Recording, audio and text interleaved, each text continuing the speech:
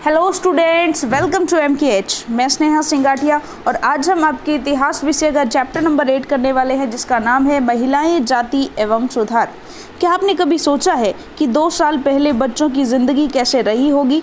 200 साल पहले बच्चों की ज़िंदगी कैसे रही होगी? आजकल मध्यवर्गीय परिवारों की ज़्यादातर लड़कियां स्कूल जाती हैं, उनमें से बहुत सारी लड़कों के साथ पढ़ती हैं। बड़ी होने पर उनमें से बहुत सारी लड़कियां कॉलेजों और विश्वविद्यालयों में जाती हैं और विभिन्न प्रकार की नौकरियां करती हैं। कानूनन शादी के लिए उनका बालिग होना ज़रूरी है और कानून के ऊपर वे किसी भी जाति या समुदाय के व्यक्ति से शादी कर सकती हैं।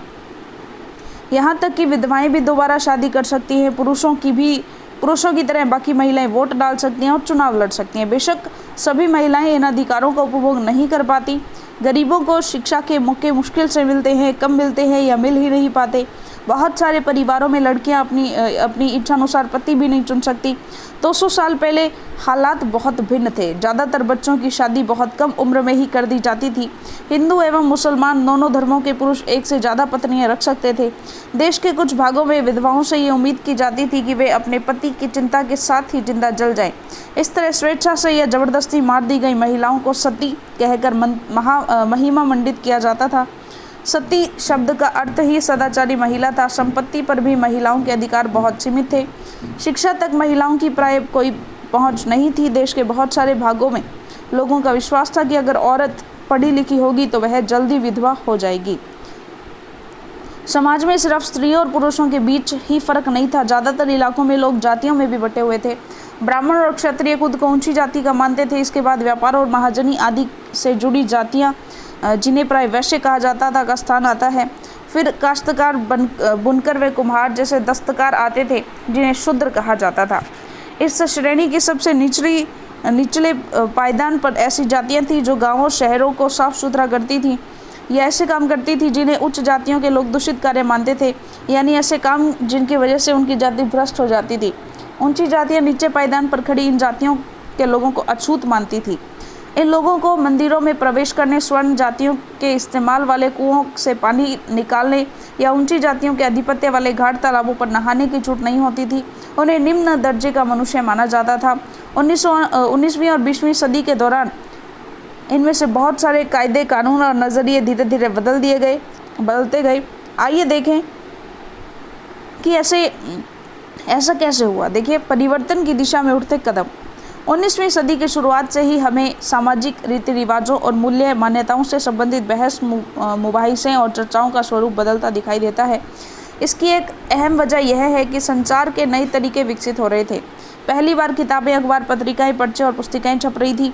ये चीज़ें न केवल पुराने साधनों के मुकाबले सस्ती थी, बल्कि उन पांडुलिपियों के मुकाबले ज़्यादा लोगों की पहुंच में भी थी, जिनके बारे में आप कक्षा 7 में पढ़ चुके हैं। लिहाजा आम लोग भी उन चीज़ों को पढ़ सकते हैं। उनमें से बहुत सारे अपनी भाषाओं में लिख सकते थे और अपने विचार व्यक्त कर सकते थे। नए शहरों में तमाम तरह के सामाजिक, राजनीतिक, आर्थिक और धार्मिक मुद्दों पर पुरुषों के बीच चर्चा होती रहती थी। ये चर्चाएं आम जनता तक पहुंच सकती थी और सामाजिक परिवर्तन के आंदोलनों से जुड़ी होती थी। इस तरह की बहसें अक्सर भारतीय सुधारकों और सुधार संगठनों की तरफ से होती थी। राजा राममोहन राय इसी तरह के एक सुधारक थे। उन्होंने कलकत्ता में ब्रह्मो सभा के नाम से एक सुधारवादी संगठन बनाया था। राममोहन राय जैसे लोगों को सुधारक इसलिए कहा जाता है क्योंकि वे मानते थे कि समाज में परिवर्तन लाना और अन्यायपूर्ण तौर तरीकों से छुटकारा पाना ज़रूरी है। उनका विचार था कि इस तरह के परिवर्तन लाने के लिए लोगों को इस बात के लिए प्रेरित किया जाना चाहिए कि पुराने व्यवहार को छोड़कर जीवन का नया ढंग अपनाने के लिए तैयार हों। राममोहन राय देश के पश्चिमी शिक्षा का प्रसार करने और महिलाओं के लिए ज़्यादा स्वतंत्रता और समानता के पक्षधर थे। उन्होंने इस बारे में लिखा है कि किस तरह महिलाओं को जबरन घरेलू कामों में बांध कर रखा जाता था। उनकी दुनिया घर और रसोई तक ही सीमित कर दी जाती थी और उन्हें बाहर जाकर पढ़ने लिखने की इजाज़त नहीं दी जाती थी। विधवाओं की ज़िंदगी में बदलाव लाने की कोशिश। राममोहन राय इस बात से काफ़ी दुखी थे कि विधवा औरतों को अपनी ज़िंदगी में भारी कष्टों का सामना करना पड़ता है। इसी बात को ध्यान में रखते हुए उन्होंने सती प्रथा के खिलाफ मुहिम छेड़ी थी। राममोहन राय संस्कृत, फारसी और अन्य कई भारतीय और यूरोपीय भाषाओं के अच्छे ज्ञाता थे। उन्होंने अपने लेखन के जरिए यह सिद्ध करने का प्रयास किया कि प्राचीन ग्रंथों में विधवाओं को जलाने की अनुमति कहीं नहीं दी गई है। जैसा कि आपने अध्याय 7 में पढ़ा है, 19वीं सदी के प्रारंभ तक बहुत सारे अंग्रेज अफसर भी भारतीय परंपराओं और रीति रिवाजों की आलोचना करने लगे थे। वे राममोहन राय के विचारों को सही मानते थे क्योंकि उनकी एक विद्वान व्यक्ति के रूप में प्रतिष्ठा थी। फलस्वरूप 1829 में सती प्रथा पर पाबंदी लगा दी गई। राममोहन राय के इस अभियान के लिए जो रणनीति अपनाई उसे बाद में सुधारकों ने भी अपनाया। जब भी वे किसी हानिकारक प्रथा को चुनौती देना चाहते थे तो अक्सर प्राचीन धार्मिक ग्रंथों में ऐसे श्लोक या वाक्य ढूंढने का प्रयास करते थे जो उनकी सोच का समर्थन करते हों। इसके बाद वे दलील देते थे कि संबंधित वर्तमान रीति रिवाज प्रारंभिक परंपरा के खिलाफ है। चलिए बात करते हैं आगे। उदाहरण के लिए प्रसिद्ध सुधारक ईश्वर चंद्र विद्यासागर ने भी विधवा विवाह के पक्ष में प्राचीन ग्रंथों का ही हवाला दिया था। अंग्रेज सरकार ने उनका यह सुझाव मान लिया और 1856 में विधवा विवाह के पक्ष में एक कानून पारित कर दिया जो विधवाओं के विवाह का विरोध करते थे। उन्होंने विद्यासागर का भी विरोध किया और यहाँ तक कि उनका बहिष्कार कर दिया। 19वीं सदी के उत्तरार्ध तक विधवा विवाह के पक्ष में चलाया जा रहा आंदोलन देश के अन्य भागों में भी फैल गया था। मद्रास प्रेसिडेंसी के तेलुगु भाषी इलाकों में विदेश लिंगम पतुलु ने विधवा विवाह के समर्थन में एक संगठन बनाया था। लगभग उसी समय बंबई में युवा बुद्धिजीवियों और सुधारकों ने भी विधवा विवाह के प्रचार प्रसार का संकल्प लिया। उत्तर में आर्य समाज की स्थापना करने वाले स्वामी दयानंद सरस्वती ने भी विधवा विवाह का समर्थन किया। इसके बावजूद विवाह करने वाली विधवा महिलाओं की संख्या काफ़ी कम थी। विवाह करने वाली विधवाओं को समाज में आसानी से स्वीकार नहीं किया जाता था। इसी तरह रूढ़िवादी तबके इस नए कानून का विरोध करते रहे। लड़कियां स्कूल जाने लगती हैं। बहुत सारे सुधारकों को लगता था कि महिलाओं की दशा सुधारने के लिए लड़कियों को शिक्षित करना ज़रूरी है। कलकत्ता में विद्यासागर और बम्बई में बहुत सारे अन्य सुधारकों ने लड़कियों के लिए स्कूल खोले। 19वीं सदी के मध्य में जब इस तरह के प्रारंभिक स्कूल खुले तो बहुत सारे लोग उनसे डरते थे। लोगों को भय था कि स्कूल वाले लड़कियों को घर से निकाल ले जाएंगे और उन्हें घरेलू कामकाज नहीं करने देंगे। स्कूल जाने के लिए लड़कियों को सार्वजनिक स्थानों से गुजर कर जाना पड़ता था। बहुत सारे लोगों को लगता था कि इससे लड़कियां बिगड़ जाएंगी। उनकी मान्यता थी कि लड़कियों को सार्वजनिक स्थानों से दूर रखना चाहिए। फलस्वरूप 19वीं सदी में पढ़ने लिखने वाली ज़्यादातर महिलाओं को उनके उदार विचारों वाले पिता या पति की देखरेख में घर पर ही पढ़ाया जाता रहा। कई महिलाओं ने बिना किसी मदद लिए खुद ही पढ़ना लिखना सीखा। क्या आपको याद है पिछले साल की सामाजिक एवं राजनीतिक जीवन पुस्तक में आपने रास सुंदरी देवी के बारे में पढ़ा था? वे ऐसी महिलाओं में से एक थी जिन्होंने रात में दिए के टिमटिमाती लो में चोरी छिपे ही लिखना पढ़ना सीखा था। 19वीं सदी के आखिरी हिस्से में आर्य समाज द्वारा पंजाब में, ज्योतिराव फुले द्वारा महाराष्ट्र में लड़कियों के लिए स्कूल खोले गए। उत्तर भारत के कुलीन मुस्लिम परिवारों की महिलाएं अरबी में कुरान शरीफ पढ़ना सीखने लगी। उन्हें घर पर ही पढ़ाने के लिए शिक्षिकाएं रखी जाती थी। इस स्थिति को देखते हुए मुमताज़ अली जैसे कुछ सुधारकों ने कुरान शरीफ की आयतों का हवाला देकर कहा कि महिलाओं को भी शिक्षा का अधिकार मिलना चाहिए। 19वीं सदी के आखिर में ही उर्दू के उपन्यासों का सिलसिला शुरू हुआ। इन उपन्यासों में महिलाओं को इस बात के लिए प्रोत्साहित किया जाता था कि वे धर्म और घरेलू साज संभाल के बारे में पढ़ें। महिलाओं के बारे में महिलाएं लिखने लगीं। 20वीं सदी की शुरुआत से ही बहुत सारी मुस्लिम महिलाओं ने महिला शिक्षा को बढ़ावा देने के लिए अहम भूमिका अदा की।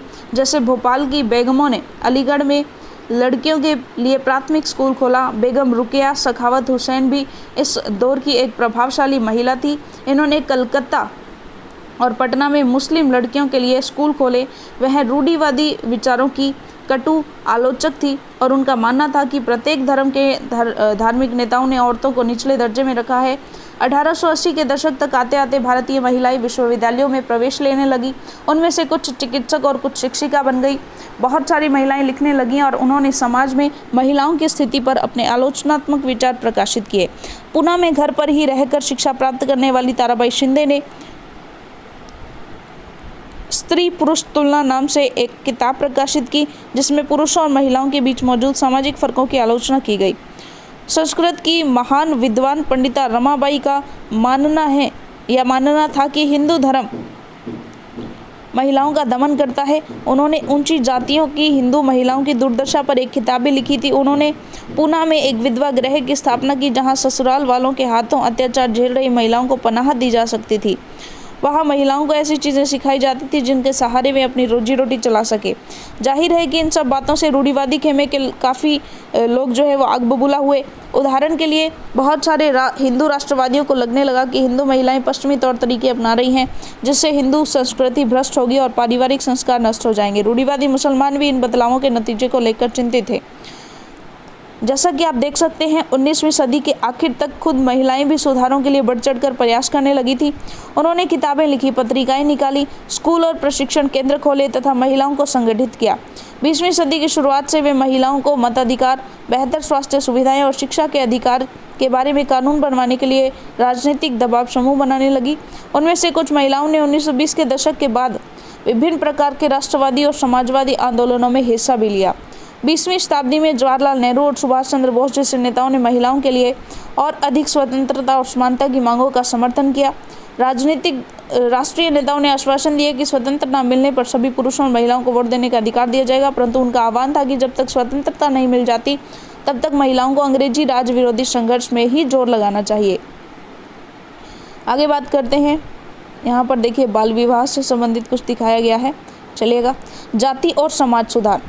हमने अभी जिन समाज सुधारों का जिक्र किया है उनमें से कई जातीय गैर बराबरी के भी विरोधी थे।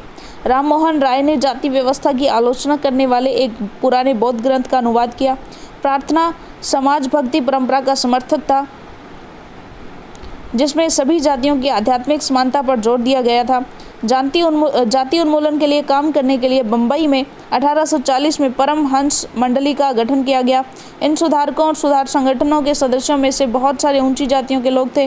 गुप्त बैठकों में ये सुधारक भोजन और स्पर्श जैसे मामलों के जातीय कायदे कानूनों का उल्लंघन करते थे, जिससे अपने जीवन में भी जातीय पूर्वाग्रहों और बंधनों से निजात पा सके।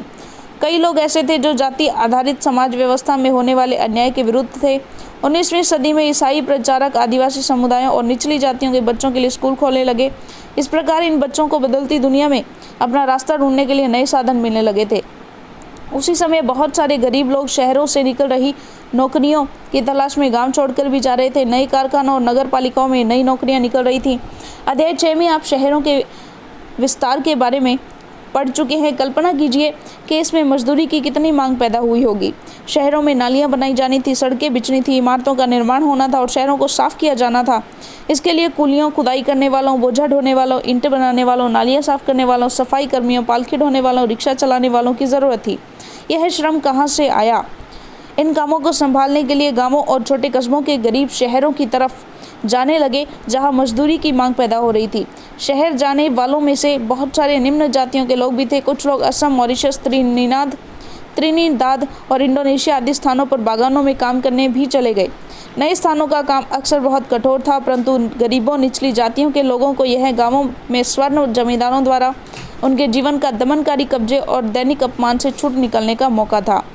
इसके अलावा दूसरी तरह की नौकरियां भी सामने आ रही थी। उदाहरण के लिए सेना में भी लोगों की ज़रूरत बढ़ गई थी।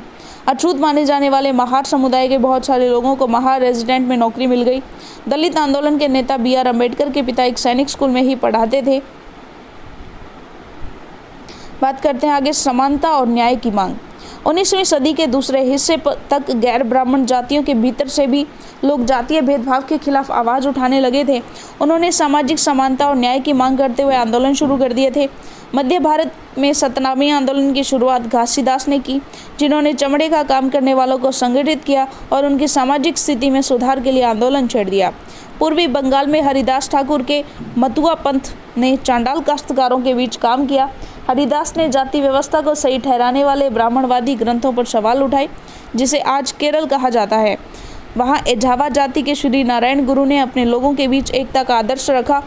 उन्होंने जातिगत भिन्नता के आधार पर लोगों के बीच भेदभाव करने का विरोध किया। उनके अनुसार सारी मानवता की एक ही जाति है। उनका एक महत्वपूर्ण कथन था, ओरु जाति ओरु मतम ओरु देवम मनुष्यानु, मानवता की एक जाति, एक धर्म और एक ईश्वर। इन सभी पंथों की स्थापना ऐसे लोगों ने की थी जो गैर ब्राह्मण जातियों में से थे और इनके बीच ही काम करते थे। उन्होंने उन आदतों और तौर तरीकों को बदलने का प्रयास किया जो प्रभुत्वशाली जातियों का अपमान करने के लिए उकसाती थी। उन्होंने अधीनस्थ जातियों के स्वाभिमान का भाव पैदा करने का प्रयास किया। बात करते हैं आगे, गुलामगिरी। निम्न जाति नेताओं ने ज्योतिराव फुले सबसे मुखर नेताओं में से एक थे। 1827 में जन्मे ज्योतिराव फुल्ले ने ईसाई प्रचारकों द्वारा खोले गए स्कूलों में शिक्षा पाई थी। बड़े होने पर उन्होंने जाति आधारित समाज में फैले अन्याय के बारे में अपने विचार व्यक्त किए। उन्होंने ब्राह्मणों के इस दावे पर खुलकर हमला बोला कि आर्य होने के कारण वे औरों से श्रेष्ठ है। फुल्ले का तर्क था कि आर्य विदेशी थे जो उपमहाद्वीप के बाहर से आए थे और उन्होंने इस मिट्टी के असली वारिसों आर्यों के आने से पहले यहाँ रह रहे मूल निवासियों को हराकर उन्हें गुलाम बना लिया था। जब आर्यों ने अपना प्रभुत्व स्थापित कर लिया तो वे पराजित जनता को नीच निम्न जाति वाला मानने लगे। फुल्ले के अनुसार ऊंची जातियों का उनकी जमीन और सत्ता पर कोई अधिकार नहीं है। यह धरती यहाँ के देसी लोगों की कथित निम्न जाति के लोगों की है। फुल्ले ने दावा किया कि आर्यों के शासन से पहले यहाँ स्वर्ण युग था। तब योद्धा किसान जमीन जोतते थे और मराठा देहात पर न्याय संगत और निष्पक्ष तरीके से शासन करते थे। उन्होंने सुझाव दिया कि शूद्रों और अतिशूद्रों को जातीय भेदभाव खत्म करने के लिए संगठित होना चाहिए। फुले द्वारा स्थापित किए गए सत्य शोधक समाज नामक संगठन ने जातीय समानता के समर्थन में मुहिम चलाई। 1873 में फुले ने गुलामगिरी यानी गुलामी नामक एक किताब लिखी। इससे लगभग 10 साल पहले अमेरिकी गृह युद्ध हो चुका था, जिसके फलस्वरूप अमेरिका में दास प्रथा खत्म कर दी गई। फुले ने अपनी पुस्तक उन सभी अमेरिकियों को समर्पित की जिन्होंने गुलामों को मुक्ति दिलाने के लिए संघर्ष किया था। इस तरह उन्होंने भारत की निम्न जातियों और अमेरिका के काले गुलामों की दुर्दशा को एक दूसरे से जोड़ दिया। जैसा कि इस उदाहरण से पता चलता है कि फुले ने जाति व्यवस्था की अपनी आलोचना को सभी प्रकार की गैर बराबरी से जोड़ दिया था। वह उच्च जाति, महिलाओं की दुर्दशा, मजदूरों की मुसीबतों और निम्न जातियों के अपमानपूर्ण हालात के बारे में गहरे तौर पर चिंतित थे। जाति सुधार का यह आंदोलन 20वीं सदी में भी पश्चिम भारत में डॉक्टर B.R. अम्बेडकर और दक्षिण में E.V. रामास्वामी नायकर जैसे महान दलित नेताओं के नेतृत्व में चलता रहा। मंदिरों में कौन जा सकता था? अम्बेडकर एक महार परिवार में पैदा हुए थे। बचपन में उन्होंने इस बात को बहुत नज़दीक से देखा कि रोजाना की जिंदगी में जातीय भेदभाव और पूर्वाग्रह क्या होता है। स्कूल में उन्हें कक्षा के बाहर जमीन पर बैठना पड़ता था। उन्हें सवर्ण बच्चों द्वारा इस्तेमाल किए जाने वाले नलके से पानी पीने की इजाज़त नहीं थी। स्कूल की पढ़ाई पूरी करने के बाद उन्हें उच्च अध्ययन के लिए अमेरिका जाने हेतु फेलोशिप मिल गई थी। 1919 में भारत लौटने पर उन्होंने समकालीन समाज में उच्च जातीय सत्ता संरचना पर काफ़ी लिखा। सन 1927 में अम्बेडकर ने मंदिर प्रवेश आंदोलन शुरू किया, जिसमें महार जाति के लोगों ने बड़ी संख्या में हिस्सा लिया। ब्राह्मण पुजारी इस बात पर बहुत आग बबूला हुए कि दलित भी मंदिर के जलाशय का पानी इस्तेमाल कर रहे हैं। 1927 से 1935 के बीच अम्बेडकर ने मंदिरों में प्रवेश के लिए 3 ऐसे आंदोलन चलाए। वह पूरे देश को दिखाना चाहते थे कि समाज में जातीय पूर्वाग्रहों की जकड़ कितनी मजबूत है। आगे बात करते हैं गैर ब्राह्मण आंदोलन। 20वीं सदी के आरंभ में गैर ब्राह्मण आंदोलन शुरू हुआ। यह प्रयास उन गैर ब्राह्मण जातियों का था जिन्हें शिक्षा, धन और प्रभाव हासिल हो चुका था। उनका तर्क था कि ब्राह्मण तो उत्तर से आए, उन आर्य आक्रमणकारियों के वंशज थे जिन्होंने यहाँ के मूल निवासियों देसी द्रविड़ नस्लों को हराकर दक्षिणी भूभाग पर विजय हासिल की थी। उन्होंने सत्ता पर ब्राह्मणवादी दावे को भी चुनौती दी। पेरियार के नाम से प्रसिद्ध E.V. रामास्वामी नायकर एक मध्य वर्गीय परिवार में पले बढ़े थे।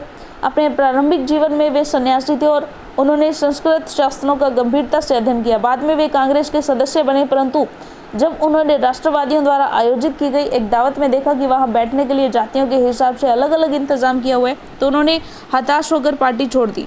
इस दावत में निम्न जातियों और उच्च जातियों के लिए अलग अलग बैठने का इंतजाम किया गया था। पेरियार की समझ में आ चुका था कि अछूतों को अपने स्वाभिमान के लिए खुद लड़ना होगा। इसी बात को ध्यान में रखते हुए उन्होंने स्वाभिमान आंदोलन शुरू किया। उनका कहना था कि मूल तमिल और द्रविड़ संस्कृति के असली वाहक अछूत ही हैं, जिन्हें ब्राह्मणों ने अपने अधीन कर लिया है। उनका मानना था कि सभी धार्मिक नेता और मुखिया सामाजिक विभाजनों और असमानता को ईश्वर प्रदत्त मानते हैं, इसलिए सामाजिक समानता के लिए सभी धर्मों में अछूतों को खुद मुक्ति पानी होगी। पेरियार हिंदू वेद पुराणों के कट्टर आलोचक थे। खासतौर से मनु द्वारा रचित संहिता, भगवद गीता और रामायण के वे कटु आलोचक थे। उनका कहना था कि ब्राह्मणों ने निचली जातियों पर अपनी सत्ता का, महिलाओं व पुरुषों का प्रभुत्व स्थापित करने के लिए इन पुस्तकों का सहारा लिया है। ये दलीलें लोगों को सहज रास नहीं आई।